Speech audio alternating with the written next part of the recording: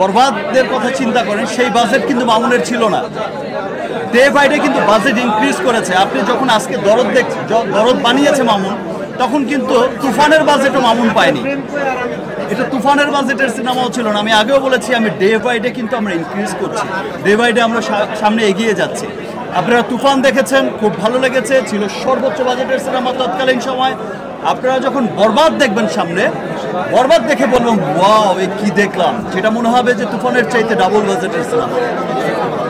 আবার বরবাদের পরে যে সিনেমা দেখবেন, সেটা মনে হবে ওয়াও ম্যান, এটা কি দেখলাম, তো আরো অনেক বড় বাজেটের সিনেমা। লোক, একটা সময় ছিল যখন দেবদাস হয়েছিল বলিউডে 50 কোটি টাকা দিয়ে, তখন আমরা সবাই পাগল হয়ে গেলাম, পুরো বলিউড অস্থির হয়ে গেল। 50 কোটি রুপিতে সিনেমা, আর আজকে 1000 কোটি রুপিতে তাদের সিনেমা বানায়, বিজনেস করে তারা হাজার হাজার কোটি রুপি একটা সিনেমায়। তো সে 50 কোটি কিন্তু এখন খুব ছোট্ট অ্যামাউন্ট হয়ে গেছে, সেই 100 কোটি এখন একটা স্টার রেমুনারেশন হয়ে গেছে। ইনশাল্লাহ এমনও একদিন আসবে যেদিন মনে হবে যে তুফানের বাজেট যেমন বরবাদ ক্রস করেছে, বরবাদের বাজেটও মনে হবে খুব ছোট্ট বাজেট ভাই একটা সিনেমার জন্য। ইনশাল্লাহ আমরা সেই দিনের অপেক্ষা করছি, এবং সেই দিনের জন্য গ্লোবাল মার্কেটের জন্য, পুরো ওয়ার্ল্ড মার্কেটের জন্য আমরা কাজ করে যাচ্ছি, আমরা কাজ করে যাব।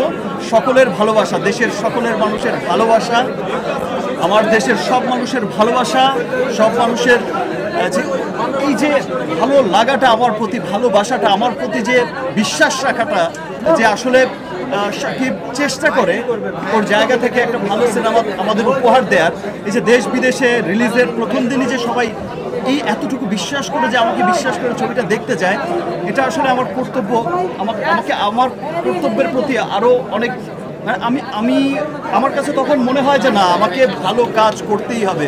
সেটা যদি পুরো বছরে হয় একটি সিনেমা, সেই একটি সিনেমায় আমাকে ভালো কাজ করতে হবে, বিকজ বলিউড অস্থির হয়ে গেল। 50 কোটি রুপিতে সিনেমা, আর আজকে 1000 কোটি রুপিতে তাদের সিনেমা বানায়, বিজনেস করে তারা হাজার হাজার কোটি রুপি একটা সিনেমায়। তো সে 50 কোটি কিন্তু এখন খুব ছোট্ট অ্যামাউন্ট হয়ে গেছে, সেই 100 কোটি এখন একটা স্টার রেমুনারেশন হয়ে গেছে। ইনশাল্লাহ এমনও একদিন আসবে যেদিন মনে হবে যে তুফানের বাজেট যেমন বরবাদ ক্রস করেছে, বরবাদের বাজেটও মনে হবে খুব ছোট্ট বাজেট ভাই একটা সিনেমার জন্য।